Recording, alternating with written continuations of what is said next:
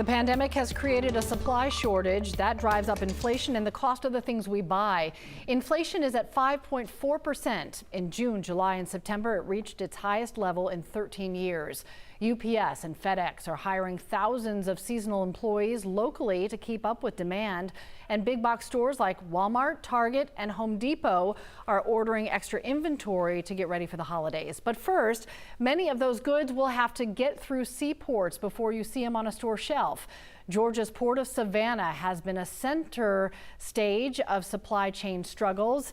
It's the third busiest in North America and has been struggling to get cargo from overseas unloaded. 11 Live's Doug Richards joins us with more. This is a fascinating study in supply and demand, isn't it? Well, it is, Cheryl, and particularly now because this morning the Port of Savannah reported that there were 23 container ships anchored off of Tybee Island waiting to get into the Port of Savannah, which leaped to the top 3 of North American ports over the last 20 years. The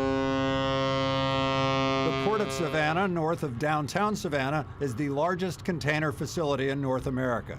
Yet its capacity hasn't been enough.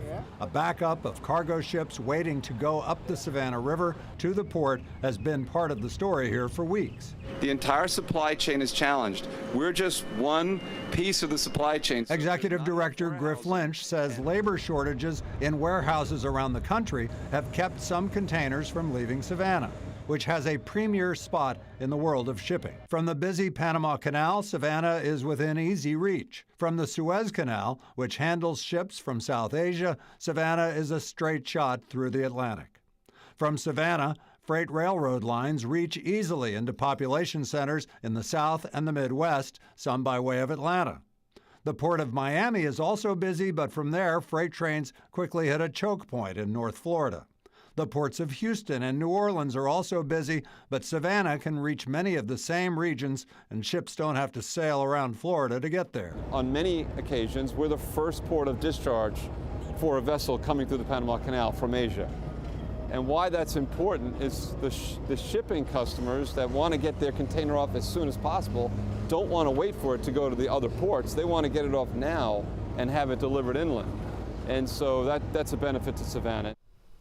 Lynch says that supply chain issues have arisen at ports in part because manufacturers ordered a lot of stuff early for this Christmas holiday season. Savannah is adding to its capacity, including a new ship dock and new railroad capacity, and all of that is due to come online in the coming months.